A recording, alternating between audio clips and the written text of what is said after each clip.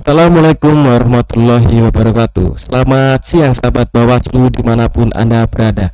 Kembali lagi dengan acara Megono Sedep, mengupas obrolan seputar demokrasi dan pemilu. Tidak seperti biasanya, Megono Sedep disiarkan secara live. Kali ini Megono Sedep disiarkan secara tunda karena pada tanggal 31 Desember kemarin Kota Pekalongan terdampak cuaca buruk dan banjir yang melanda sebagian besar di wilayah Kota Pekalongan. Baik, acara Megono Sedep kali ini adalah acara yang spesial karena Megono Sedep kali ini mengambil tema mengenai publikasi kinerja Bawaslu Kota Pekalongan pada tahun 2022. Selaku badan publik, Bawaslu Kota Pekalongan wajib untuk mempublikasikan sesuai dengan peraturan perundang-undangan yang ada. Baik, telah hadir bersama kita di sini seluruh anggota Bawaslu Kota Pekalongan. Yang pertama Pak Sugiarto selaku Ketua Bawaslu Kota Pekalongan sekaligus Koordinator Divisi SDM, Diklat dan Datin. Sehat Pak Sugiarto? Alhamdulillah nggih. Selamat siang Pak Nasron. Yang kedua ada Pak Nasron. Selamat siang Mas Farki. Pak Nasron sebagai Koordinator Divisi Hukum, Pencegahan Parmas dan Humas Bawaslu Kota Pekalongan. Dan yang ketiga Pak Bambang. Selamat siang Pak Bambang. Selamat siang. Assalamualaikum Mas Farki. Salam sehat dan bahagia. Pak Bambang selaku Koordinator Penanganan Pelanggaran dan Divisi Sengketa. Baik, untuk acara kali ini kami spesial untuk mempublikasikan kinerja Bawaslu Kota Pekalongan selama 2022. Sebelum acara dimulai kepada intinya, mohon Pak Ketua Bawaslu Kota Pekalongan Pak Sugiarto bisa menyampaikan sambutan sekaligus sedikit masukan untuk Bawaslu Kota Pekalongan. Monggo Pak Sugiarto, waktu dan tempat. Ya, terima kasih. Assalamualaikum warahmatullahi wabarakatuh. Salam sejahtera bagi kita semua.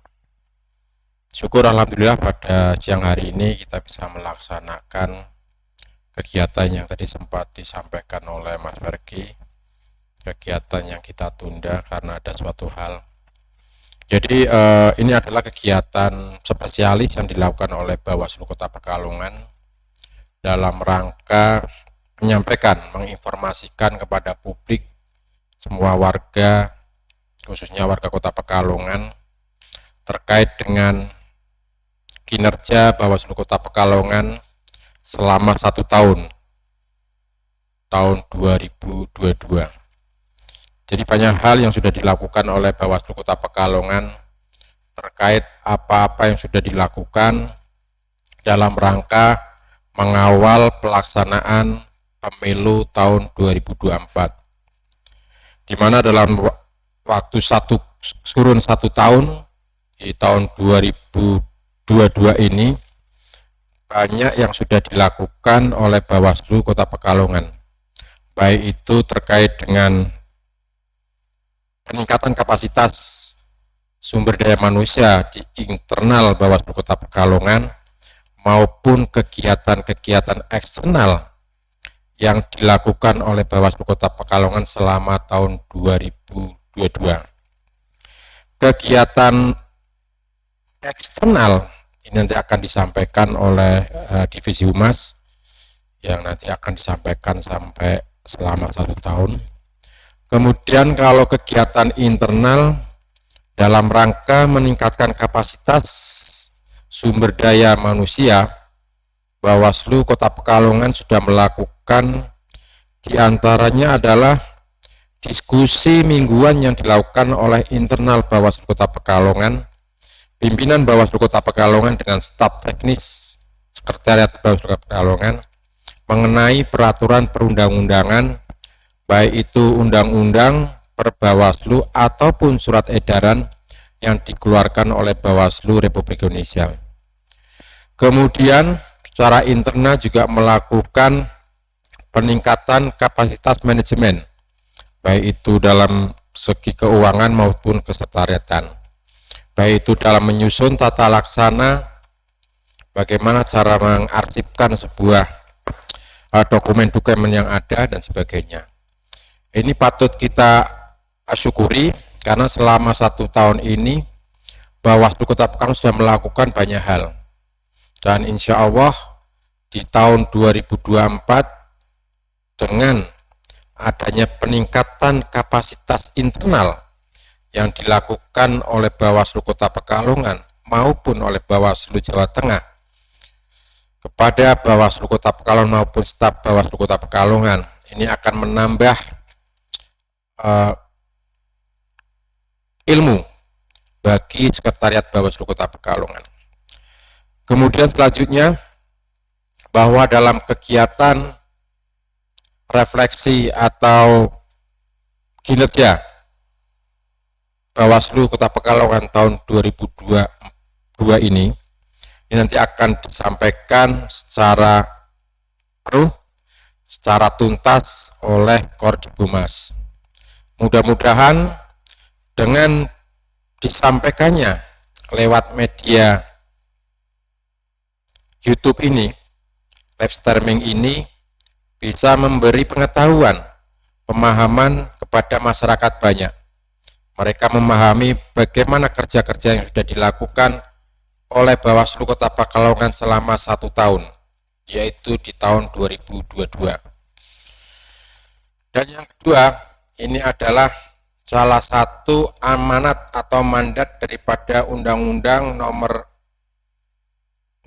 terkait dengan keterbukaan informasi publik, bahwa semua kegiatan yang dilakukan oleh Bawaslu Pekalongan wajib disampaikan kepada masyarakat, sehingga masyarakat mengetahui, masyarakat bisa menilai, dan masyarakat bisa memahami apa yang sudah kita lakukan. Itu saja yang bisa kami sampaikan. Mudah-mudahan pada acara ini bermanfaat bagi kita semua dan menjadi pijakan kita untuk melangkah di tahun 2023. Demikian, terima kasih. Bila taufiq wal hidayah. Assalamualaikum warahmatullahi wabarakatuh. Terima kasih Pak Sugiharto. Perlu kita ketahui sahabat Bawaslu, divisi di Bawaslu Kota Pekalongan itu banyak sekali, banyak divisi yang terdapat di Bawaslu Kota Pekalongan. Baik, untuk sahabat Bawaslu, mungkin kinerja Bawaslu selama 1 tahun di tahun 2022 ini akan disampaikan oleh Pak Nasron. Mungkin sahabat Bawaslu tahu Bawaslu hanya pengawasan, sedangkan divisi di Bawaslu itu sangat banyak sekali. Untuk Pak Nasron nih Pak, kira-kira kinerja Bawaslu Kota Pekalongan di tahun 2022 ini bagaimana Pak? Ya, Terima kasih. terima kasih Mas Farki ya. Assalamualaikum warahmatullahi wabarakatuh. Selamat siang, salam sejahtera untuk kita semua, dan juga kepada sahabat-sahabat Bawaslu sekalian ya. Kami ucapkan selamat siang dan salam berbahagia ya, walaupun cuaca pada siang hari ini masih agak mendung ya. 2 hari yang lalu hujan masih mengguyur Kota Pekalongan. Ya, jadi begini Mas Farki, dimana bahwa untuk tahun 2022 ini memang ini merupakan tahun yang kemudian dimulainya tahapan pemilu tahun 2024, dimana bahwa pemilu ini merupakan pemilu yang agak berbeda ya dengan pemilu-pemilu sebelumnya, dimana bahwa di tahun 2024 itu ada pemilu dan juga pilkada. Dan untuk tahapannya pemilu tahun 2024 ini dimulai pada bulan Juni tahun 2022. Mungkin bisa dijelaskan Pak, mungkin masyarakat hanya tahu tugas Bawaslu itu hanya mengawasi Pak, sedangkan divisi-divisi di Bawaslu itu banyak Pak. Bisa dijelaskan Pak secara terinci Pak, di Bawaslu itu kinerja yang dilakukan semua divisi di Bawaslu itu apa saja Pak Nasron? Ya, terima kasih Mas Fergi dan sahabat-sahabat Bawaslu sekalian dimanapun saudara berada. Akan kami sampaikan bahwa Bawaslu Kota Pekalongan itu ada 3 pimpinan ya, dimana bahwa ini merupakan kota yang enggak begitu luas, sehingga pimpinan Bawaslu Kota Pekalongan hanya ada 3, berbeda dengan pimpinan Bawaslu kabupaten di Jawa Tengah lainnya yang kemudian hampir sebagian besar adalah pimpinannya ada 5. yaitu yang pertama adalah di sebelah kanan saya Bapak Sugiarto Sarjana Hukum. Beliau adalah Ketua Bawaslu Kota Pekalongan sekaligus Divisi SDM Organisasi Diklat Data dan Informasi. Kemudian saya sendiri anggota Bawaslu Kota Pekalongan sekaligus Divisi Pencegahan Partisipasi Masyarakat, Humas dan Hukum. Kemudian di sebelah kiri saya Bapak Haji Bambang Sukoco SIP, beliau koordinator divisi penyelesaian sengketa dan divisi penanganan pelanggaran. Nah, kemudian di internal Bawaslu di tahun 2022 ini juga ada pola hubungan baru gitu Mas Fergi dan sahabat-sahabat Bawaslu sekalian. Jadi di sini juga terjadi pergantian koordinator divisi karena adanya Bawaslu nomor 3 tahun 2022 yang kemudian terjadi perubahan struktural maupun juga divisi di antara di Bawaslu Kota Pekalongan. Nah, di mana bahwa kemudian perubahannya terjadi di pertengahan tahun ya, kira-kira sekitar bulan Oktober tahun 2022. Yang tadinya Pak Sugiarto ya, selaku ketua sekaligus divisi hukum penyelesaian sengketa dan juga divisi penanganan pelanggaran, karena ada Bawaslu Polhub yang baru ini ya, dimana bahwa yang 3 ini ketua harus divisinya adalah SDM Diklat Data dan Informasi. Maka kemudian sekarang ini beliau sebagai ketua sekaligus divisi SDM Organisasi Data dan Data Informasi dan Diklat. Nah, kemudian dulu saya sebelum adanya Perbawaslu 3 ini adalah divisinya pengawasan dan hubungan antar lembaga dan humas. Nah, kemudian adanya Perbawaslu baru ini kemudian menjadi divisi pencegahan, divisi partisipasi masyarakat, humas dan divisi hukum. Nah, kemudian Pak Bambang Sukoco yang kemudian dulunya divisi SDM organisasi data dan informasi sekarang menjadi mengkoordinasikan divisi penyelesaian sengketa dan penanganan pelanggaran. Nah, adapun di Bawaslu Kota Pekalongan ya, di jajaran sekretariat ya, ini dipimpin oleh namanya koordinator sekretariat yaitu Bapak Amaryadi SH, kemudian dengan bendahara Bapak Hanggoro Adi Pranyoto. Nah, kemudian ada pegawai pemerintah non pegawai negeri atau pelaksana teknis, yaitu yang pertama Mas Ari Aulia Rahman, Eko Adi Purwanto, Muhammad Sukro Hasnan Habib, Regina Eka Putri, Singgih Widianto, Fergi Herdian Permana, dan Saratun. Adapun tenaga pendukung ada 3 yaitu Nur Parinu, Leo Manggala, dan Rian Setiawan. Itulah kira-kira jajaran punggawa personil jajaran Bawaslu Kota Pekalongan, Mas Fergi dan sahabat Bawaslu sekalian. Nah, adapun di bidang SDM dan organisasi di tahun 2022 ini diantaranya sudah melaksanakan rapat koordinasi peningkatan kapasitas aparatur pengawas di tahun 2022. Kemudian juga melakukan rekrutmen panwas pemilu di tingkat kecamatan, di mana bahwa saat pendaftaran yang lolos administrasi ada 114 orang yang kemudian dilanjutkan dengan tes tertulis ya, melalui CAT di SMK Negeri 2 Pekalongan, kemudian dilanjutkan dengan tes wawancara, ini 2 kali yang dibutuhkan. Di Kota Pekalongan ada 24 orang yang kemudian mengikuti tes wawancara. Setelah itu kemudian loloslah 12 panwaslu kecamatan yang kemudian dilantik pada akhir Oktober tahun 2022. Adapun di bidang penanganan pelanggaran dan penyelesaian sengketa, ini diantaranya melakukan pengawasan pendaftaran, verifikasi administrasi, verifikasi faktual, dan verifikasi faktual perbaikan. Nah, di mana bahwa tahapan pendaftaran dan verifikasi maupun penetapan partai ini kemudian dituangkan dalam yang namanya form A, form pengawasan, di mana kemudian ada 169 form A.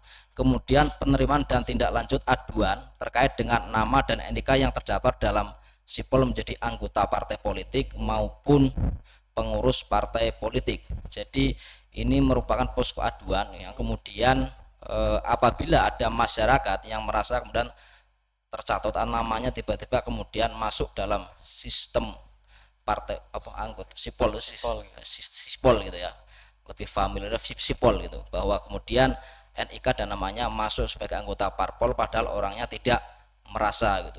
Nah, ini di Bawaslu Kota Pekalongan ada yang mengadukan sampai dengan 4 orang, kemudian sudah ditindaklanjuti diteruskan kepada KPU. Kemudian pengawasan verifikasi faktual Bawaslu Kota Pekalongan terverifikasi 386 ya, dimana bahwa karena memang personil kita ya, SDM kita itu agak terbatas ya dibandingkan dengan jajaran KPU yang awalnya memang dibentuk 4 tim, kita bisa mengikuti, tapi kemudian dari KPU dipecah lagi, kita belum bisa mengcover seluruhnya dari sampel yang kemudian harus diverifikasi faktual. Di sini kita baru bisa melakukan pengawasan terverifikasi 386. Kemudian saat pengawasan verifikasi faktual perbaikan, kita terverifikasi mampu melakukan pengawasan sebanyak 562. Nah, kemudian bidang penanganan pelanggaran dan penyelesaian juga melakukan webinar penanganan pelanggaran. Ini di samping narasumber dari Bawaslu Kota Pekalongan juga mengundang dari Polresta Pekalongan dan juga dari Kejaksaan Negeri Kota Pekalongan.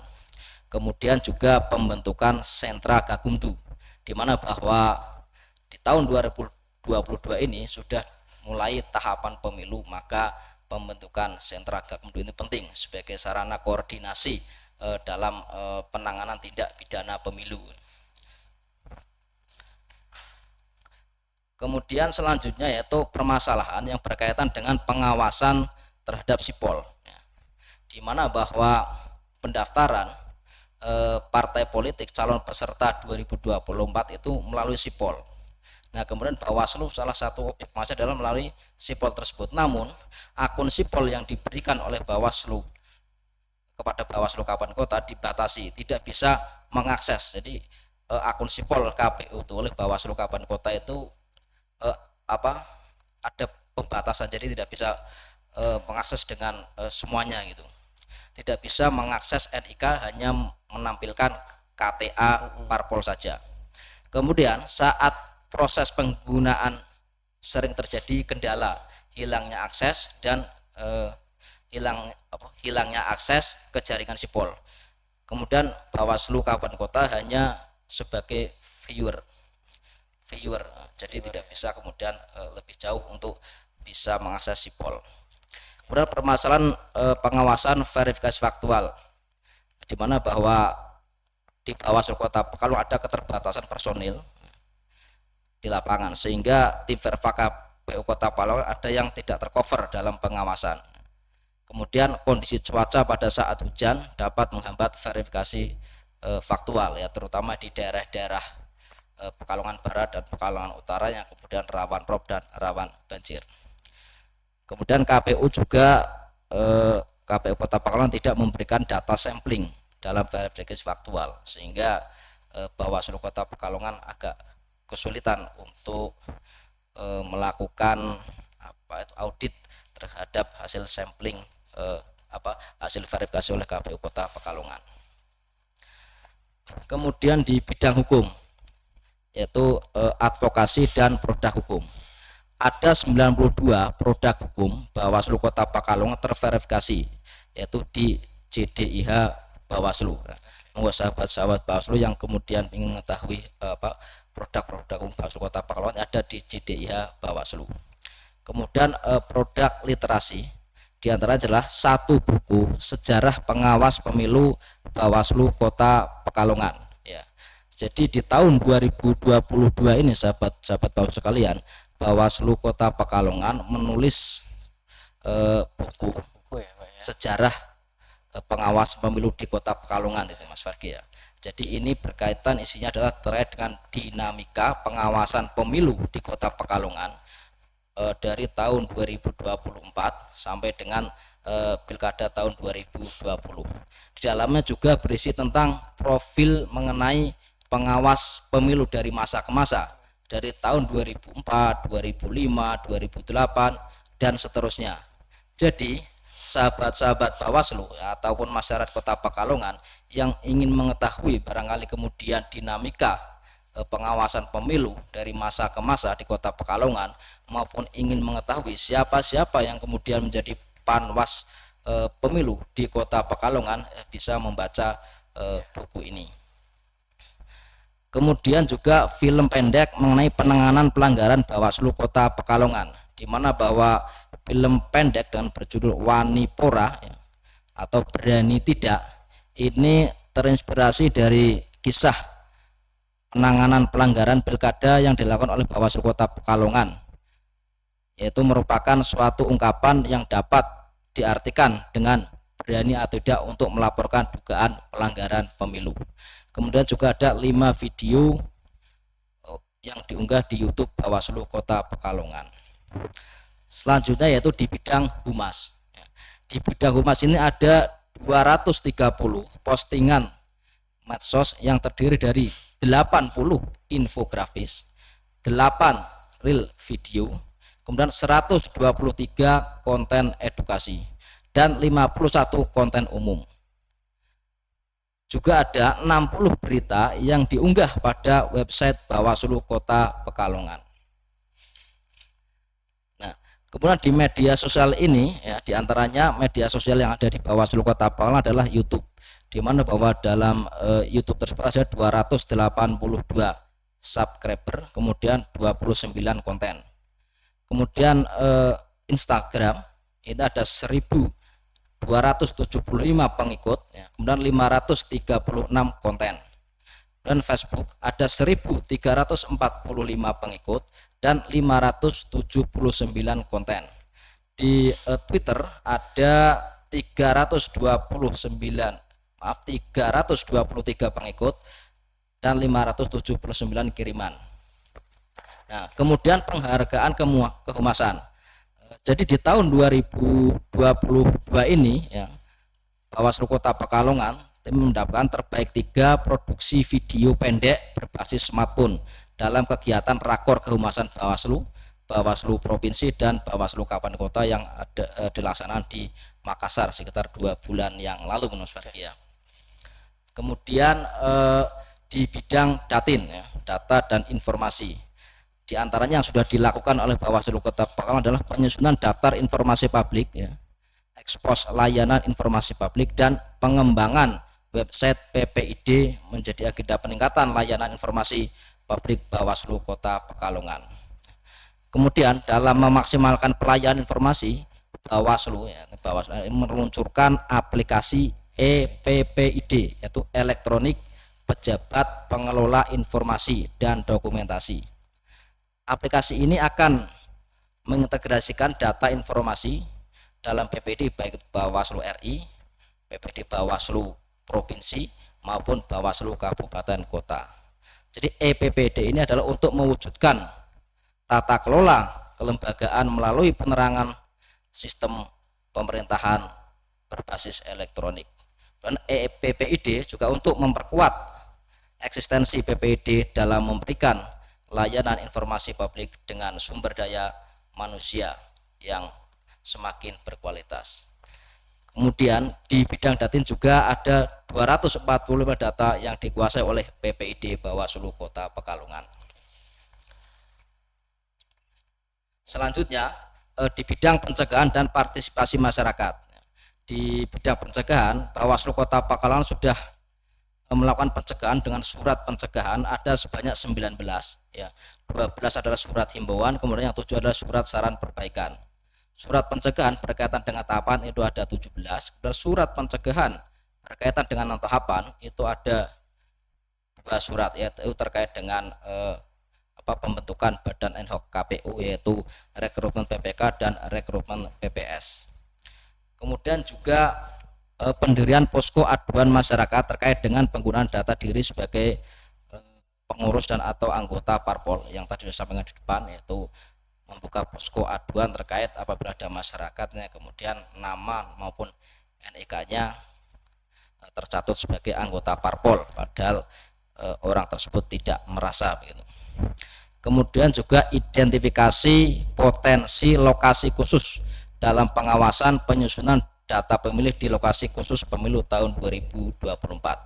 Nah, jadi di pemilu 2024 ini ada yang nantinya KPU bisa mendirikan TPS di lokasi khusus, yaitu seperti rumah sakit, kemudian lapas, kemudian pondok pesantren dan lain sebagainya, di mana bahwa ini yang berisi masyarakat atau pemilih yang kemudian pada saat pencoblosan kesulitan untuk memilih di lokasi domisilinya bertempat tinggal.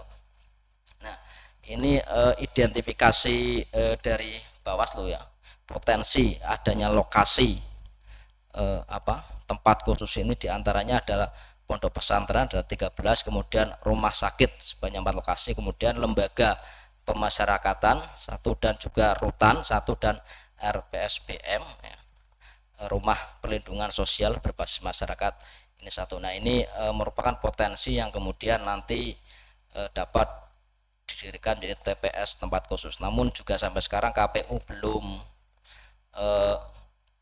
berkoordinasi terkait dengan bagaimana pendataan pemilih di tempat khusus tersebut, melakukan pendataannya seperti apa. Kemudian di bidang pencegahan juga ada kemarin meluncurkan indeks kerawanan pemilu ya, Bawaslu RI pada tanggal 16 Desember ya, tahun 2022, nah, di mana bahwa Kota Pekalongan termasuk kategori rawan sedang. Ya, dalam dimensi indeks kerawanan pemilu atau IKP itu yang ada dimensi sosial politik, dimensi penyelenggaraan pemilu, dimensi konsultasi maupun dimensi partisipasi masyarakat. Ada dimensi yang kemudian itu diukur oleh Bawaslu RI yang mengolah. Nah, kemudian Bawaslu Kota Pekalongan termasuk kategori rawan sedang gitu. Nah, penyumbang rawan sedang yang kemudian nilainya agak tinggi adalah dimensi penyelenggaraan pemilu. Nah, kenapa kemudian dimensi ini nilainya agak tinggi? Karena di Kota Pekalongan itu pada pemilu 2019 ada penghitungan suara ulang, kemudian juga adanya pemilih yang memenuhi syarat namun tidak terdaftar di DPT, maupun sebaliknya pemilih yang tidak memenuhi syarat kemudian masih terdaftar di DPT. Kemudian dimensi sosial politik ya, dimana bahwa penyumbang atau kejadian ini adalah adanya ketidaknetralan ASN pada pemilu 2019 maupun pilkada tahun 2020, kemudian adanya bencana non alam COVID-19. Kemudian pada dimensi kontestasi juga rawan sedang, itu diantaranya di Kota Pekalongan adanya kampanye di luar jadwal dan iklan kampanye di luar jadwal, maupun kasus politik uang pada pemilu tahun 2019 dan juga pelanggaran lokasi kampanye. Kemudian dimensi partisipasi ya, ini di Kota Pekalongan rawannya adalah pada pemilu 2019 maupun pilkada 2020 tidak ada kemudian pemantau yang mendaftar di Kota Pekalongan. Nah, kemudian kegiatan sosialisasi dan partisipasi masyarakat, di mana bahwa selama tahun 2022 Bawaslu Kota Pekalongan sudah melakukan pengembangan kampung pengawasan partisipasi di Kelurahan Tirto pada tanggal 25 Februari tahun 2022.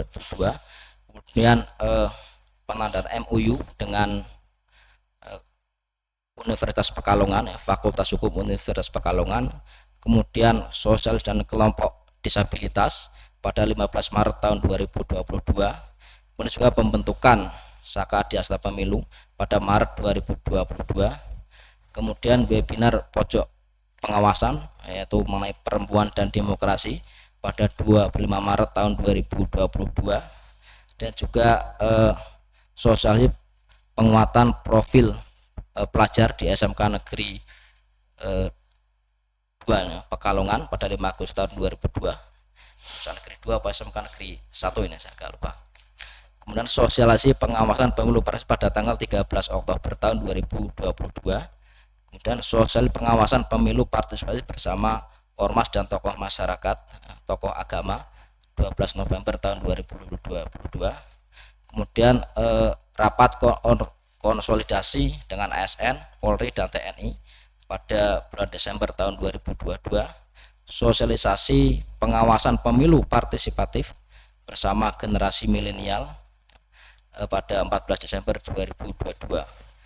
Kemudian rapat koordinasi terkait dengan netralitas ASN pada tanggal 20 Desember tahun 2022. Itulah Mas Fergi dan sahabat-sahabat Bawaslu sekalian terkait dengan beberapa kegiatan, ya, beberapa hal yang sudah dilakukan oleh Bawaslu Kota Pekalongan dalam berbagai bidang. Semoga ini bisa memberikan kemanfaatan, ya, untuk kemajuan demokrasi di Kota Pekalongan. Mungkin itu dulu Mas Fergi, terima kasih. Wassalamualaikum warahmatullahi wabarakatuh. Waalaikumsalam. Baik Pak Nasron, terima kasih atas publikasi yang telah diberikan oleh Pak Nasron. Ternyata banyak juga ya Pak kinerja yang telah Bawaslu Kota Pekalongan dilakukan selama tahun 2022. Itu kalau disampaikan semua itu pun sudah dirangkum ya Pak ya, Pak Nasron ya. Itu nek disampaikan semua itu Ya. mungkin bisa 1 hari kita nggak selesai Pak Nasron acaranya. Ya, kalau kemudian itu diulas, disampaikan, kemudian diulas, ya bisa membutuhkan waktu lebih lama lagi gitu Mas Fergi. Oke, ternyata sahabat Bawaslu, kinerja di Bawaslu Kota Pekalongan itu tidak selamanya mulus. Ada sesuatu hal yang menjadi hambatan dan kendala yang dialami oleh Bawaslu Kota Pekalongan. Mungkin ada tambahan dari Pak Bambang Sukoco terkait dengan divisi penyelesaian sengketa atau divisi penyelesaian sengketa itu menurut Pak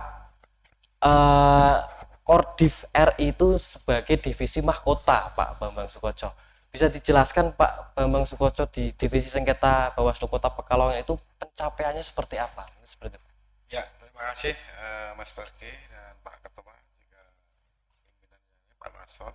Ini akan menyampaikan divisi penyelesaian sengketa. Jadi penyelesaian sengketa dalam pemilu 2024 nantinya itu sebenarnya ada penyelesaian sengketa proses administrasi dan yang nanti melalui Bawaslu dan nanti penyelesaian sengketa hasil itu nanti di Mahkamah Konstitusi.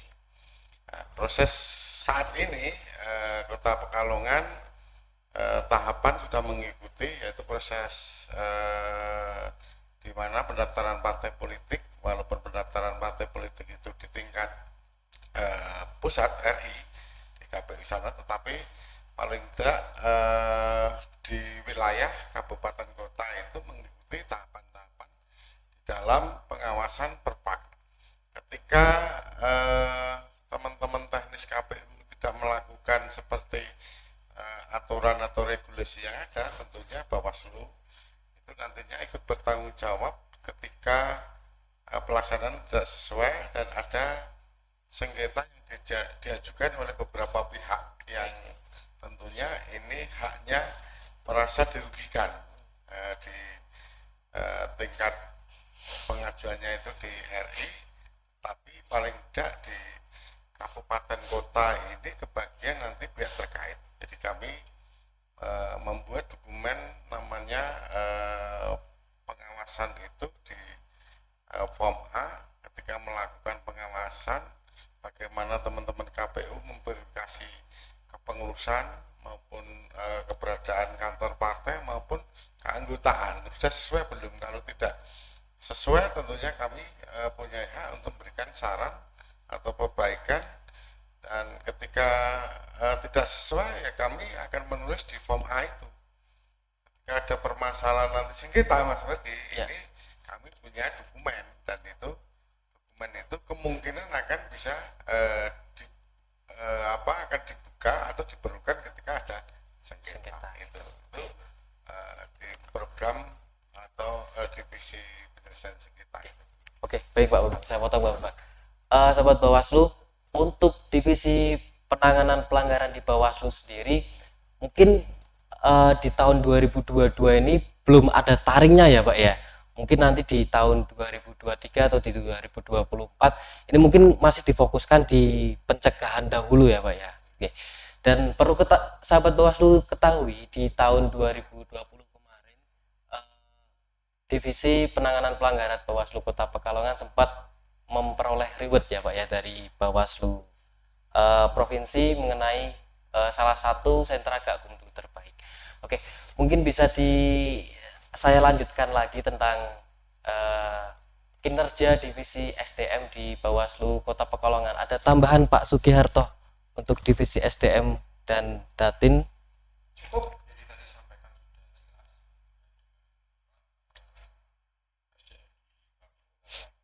Oke, baik.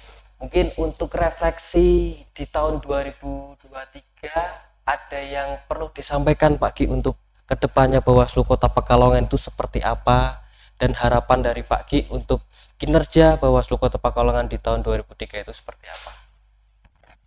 Ya, terima kasih. Jadi refleksi ini kan bagian dari bagaimana kita melihat kinerja 2022. Dari kinerja 2022 kita menganalisa, kita membuat kesimpulan ada beberapa hal yang mungkin belum bisa kita lakukan secara maksimal, baik itu dari proses pencegahan maupun peningkatan kapasitas sumber daya manusia. Apalagi sekarang sudah terbentuk Panwaslu Kecamatan, sehingga harapannya dengan kita mencoba merefleksikan diri kinerja kita di tahun 2022 ini menjadi pijakan kita ketika ada kekurangan-kekurangan yang belum kita laksanakan, belum bisa kita lakukan. Ini ke depan akan kita lakukan, kemudian juga ke depan kita akan melakukan beberapa inovasi-inovasi, apalagi nanti berdekatan dengan masa kampanye. Jadi beberapa inovasi itu akan kita lakukan sehingga marwah dari Bawaslu dalam rangka melakukan pencegahan itu berhasil, dan tugas-tugas Bawaslu dalam melakukan penindakan juga bisa kita laksanakan. Jadi ini pembelajaran yang baik yang harus kita jadikan modal, jadikan dasar untuk melangkah di 2023 yang lebih baik. Mungkin di 2023 ini dalam waktu dekat itu mau ada rekrutmen pengawas kelurahan ya Pak Kiki? Ya, jadi untuk rekrutmen pengawas kelurahan kita rencanakan tahun 2023 ya. Tahapannya, kemudian petunjuknya kita masih menunggu. Oke. Ya, nanti sahabat Bawaslu di rekrutmen di Panwaslu kelurahan nanti akan kami publikasikan dan akan kami share di website dan media sosial milik Bawaslu Kota Pekalongan. Mungkin ada tambahan Pak Nasron untuk kedepannya? Cukup Pak Bambang, ada tambahan? Ya, tadi yang disampaikan oleh Mas tentunya kan ini bagian kerja-kerja Bawaslu selama ini. Tapi yang jelas di 2023 ini harapan kita di Bawaslu, karena kemarin itu dimulai tahapan bulan Juli, dan ini 23 ini sudah full kita memasuki tahapan pemilu 2024. Baik nanti juga kampanye di November itu sudah mulai kampanye. Saat ini tentunya Bawaslu harus menyiapkan sumber daya manusia yang tentunya harus profesional lagi, kemudian tambah wawasannya juga kinerjanya bisa ditingkatkan, karena ini sudah memasuki tahapan yang sebenarnya. Dan harapan masyarakat pemilu ini nanti bisa diterima oleh masyarakat, hasilnya juga tidak terjadi kecurangan, dan pokoknya pemilu ini sesuai dengan semboyan demokrasi itu yang sebenarnya dari rakyat untuk rakyat, kembali ke rakyat, harus sesuai dengan aturan, dan ini harus kita tegakkan. Itulah tekad Bawaslu di tahun 2023 dan 2024 ini tentunya bisa sukses dalam pengawasan dan pengawalan demokrasi pada pemilu serentak ini. Saya kira itu. Ya. Baik, terima kasih Pak Bambang. Oke, baik sahabat Bawaslu, tadi sudah disampaikan mengenai kinerja Bawaslu Kota Pekalongan di tahun 2022. Kita juga sudah mendengarkan atau menyaksikan beberapa refleksi atau harapan para pimpinan Bawaslu Kota Pekalongan tentang Bawaslu 2023 Kota Pekalongan itu seperti apa. Semoga pemilu dapat berjalan dengan baik dan semestinya. ayo awasi bersama sahabat Bawaslu. Mungkin cukup, bisa saya cukupkan Pak Pimpinan Bawaslu Kota Pekalongan. Untuk sahabat Bawaslu, selalu ikuti media sosial Bawaslu Kota Pekalongan dan YouTube Bawaslu Pekalongan. Kita akan bertemu lagi di kesempatan selanjutnya. Bersama rakyat, awasi pemilu. Bersama Bawaslu, tegakkan keadilan pemilu. Wassalamualaikum warahmatullahi wabarakatuh.